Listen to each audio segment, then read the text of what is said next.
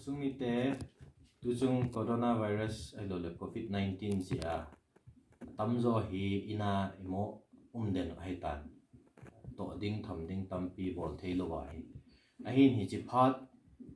hi mo sangin thil khat le ni gil be nai nei the du ham kati in ho thu hen lang pathin thu hen lang politics thu hen lang society thu yong le hi cha hi episode banga hi ban bana hi video chamcha cha hi hong ho lim ning hin hi chi hi a hon hi chi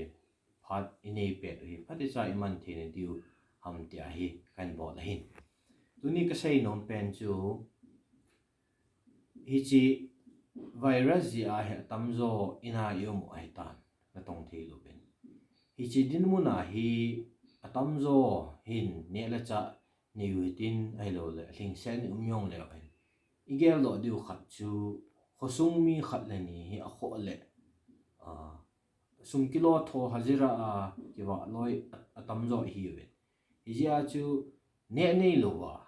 gen thei ai lo le ne an chang se hi lo thil dang ngai cha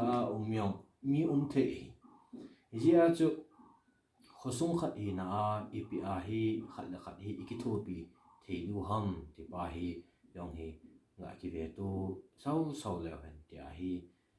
ka ti nom hin Luke Bible a chu Luke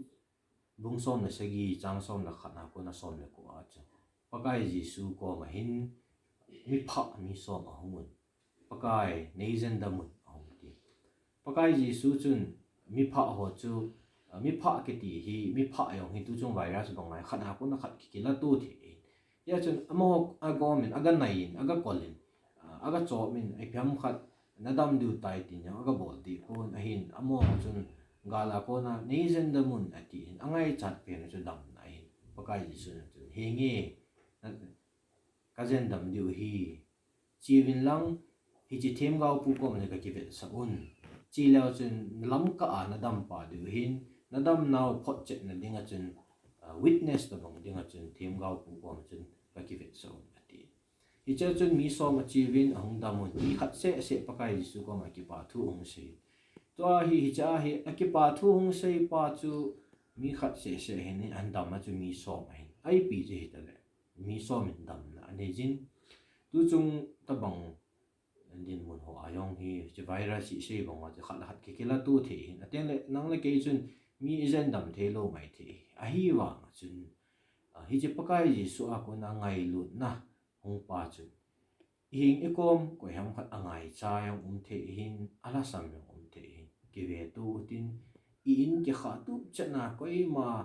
ningling set mana chu mi zo si ningling set na yang gel lo ding khat la khat angai cha yang ke ve tu ding chi thei ding ai wa nga chu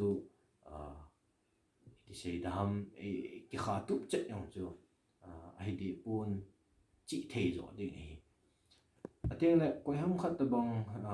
hoi ham khat ko na hong wa le angai chaten te nam khat ong yong le mola ve ya so nga sia del do deu to hai wal pun ama angai chat chi pi ham chi zo che na pakai ji su bang angai chat pi pen zo chu ki thu pi te hi le ki thu pi a chi aga na ya ga kol ding ai lo le ti yong chai ti pun a hin ki thu pi ne thei pen chi pi ham chi pa chu igel do zo diu wa hi ka la sei nom hin ap thu pi pen chu khat la khat hi a ki ve tu tin ko yam khat chon an chang ka ni pu yong ti lo mai the hi ai wa ko yam khat angai chang anum the ai lo le pun sil ham naw sen noi ngai cha ham ipi ham bong noi ngai cha ham ipi khat na hi ipan the wam hi chi gen the na sat na pe yong le khat la khat ki ngai lo ta kho sung khat hi na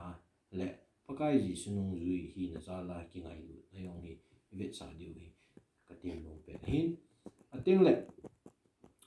hi chaw ta bang pha di le gel do di khat chu atam zo hin tu la hi pathinin map ni ki chaw do ni ngai pi yo hai ki ni lo to pon to ding tam pi lung ni ki gelin na to ngen hin ki salung ni ta map ni jing yong hi ho in yong kho na bat ga ki sa bang a ho hello le lo the lo a ki kai to bang hin ong ta pathin i hai mil dan ai lo le i het lo dan ichi sang chun hi tua ichi phat hi igen do diu khat chu pathinin ni gup na to ding e piwa ni khat ke chol do ding e piu hu ipida e piu ham tile i mazo se hi enyong ki hambol ding hin hi ma phat the ni pathina ko na bo hi chi he do the ni diwa hi chi chu ma mi ki chol lun e ti